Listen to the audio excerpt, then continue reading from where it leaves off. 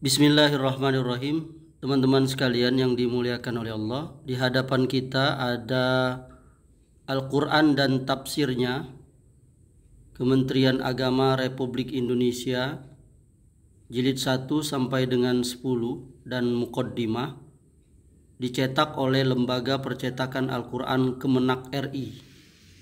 Ya, jadi ini jilid 1, 2, 3, 4, 5, 6, 7, 8, 9, 10 dan ada ditambah yakni muqaddimahnya. Ini muqaddimahnya.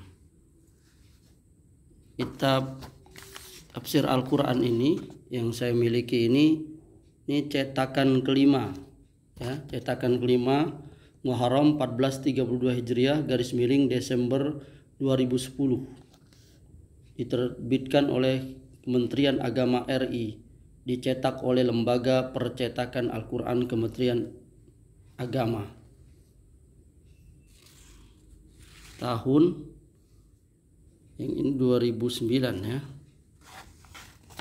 Kemudian ada diberikan di sini kata pengantar tentang sejarah ini. Kalau kita lihat di sini, para pakar semua yang rata-rata bergelar doktor, profesor, ya, ini, ya, lihat ya, ini.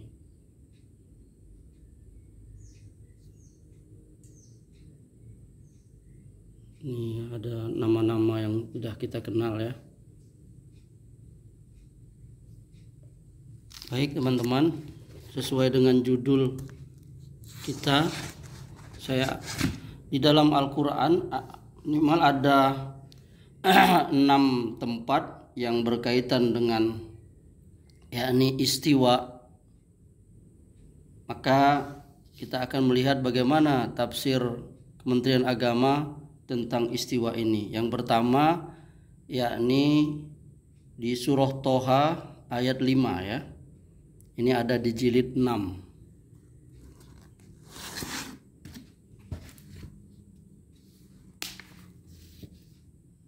Ya, ini kita lihat teman-teman sekalian.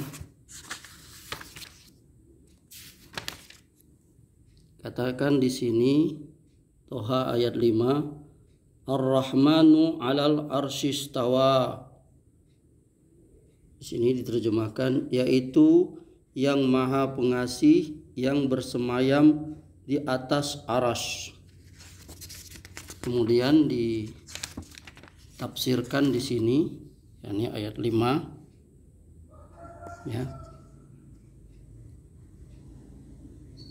Pada ayat ini Allah menerangkan bahwa pencipta langit dan bumi itu adalah yang maha pemurah yang bersemayam di atas arasy. Allah bersemayam di atas arasy janganlah sekali-kali digambarkan seperti halnya seorang raja yang duduk di atas singgasananya. Karena menggambarkan yang seperti itu berarti telah menyerupakan Khalik dengan makhluknya. Anggapan seperti ini tidak dibenarkan sama sekali oleh ajaran Islam, sesuai dengan firman Allah, laisa kamitslihi syai' wa huwas sami'ul basir. Tidak ada sesuatu pun yang serupa dengan Dia, dan Dia yang maha mendengar, maha melihat.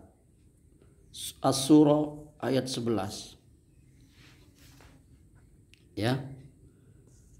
Ibnu Katsir berkata di dalam kitab tafsirnya bahwa cara yang paling baik dalam memahami ayat ini ialah cara yang telah ditempuh oleh ulama salaf, yaitu mempercayai ungkapan sebagaimana tercantum di atas arasy, dalam kurung duduk di atas tahta. Tetapi cara atau kaifiatnya, dalam kurung duduk di atas tahta, tidak boleh disamakan dengan cara duduknya makhluk, seperti seseorang yang duduk di atas kursi. Hal itu sepenuhnya adalah wewenang Allah semata-mata. Manusia tidak dapat mengetahui hakikatnya.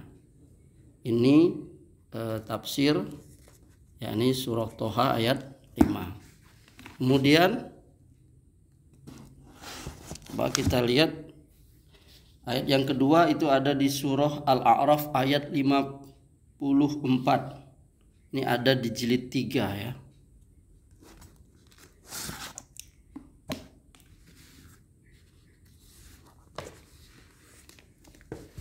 Ya.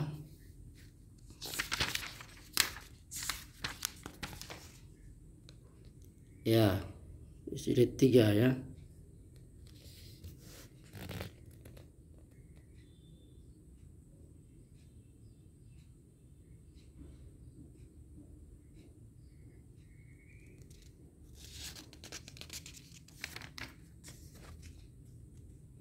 Nih, jilid 3.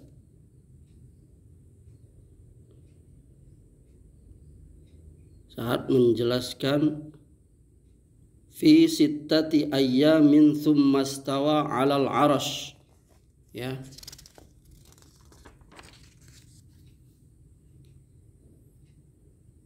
Dijelaskan di sini kosakata yang pertama yakni istiwa 'alal 'arsy. Al-A'raf ayat 754. Al-A'raf maksudnya surah Al-A'raf ayat 54. Artinya bersemayam di atas arsy. Akar katanya adalah sin waw ya, yang menunjukkan pada lurus, tidak bengkok, sama rata, di tengah, sempurna, tetap teguh, dan lain sebagainya.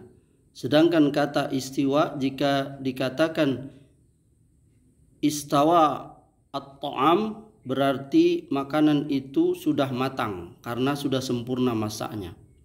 Ungkapan istiwa ilas sama berarti Allah menuju ke langit atau berkehendak menuju ke sana atau sampai ke sana untuk mengatur semua urusan yang berhubungan dengan langit dan bumi.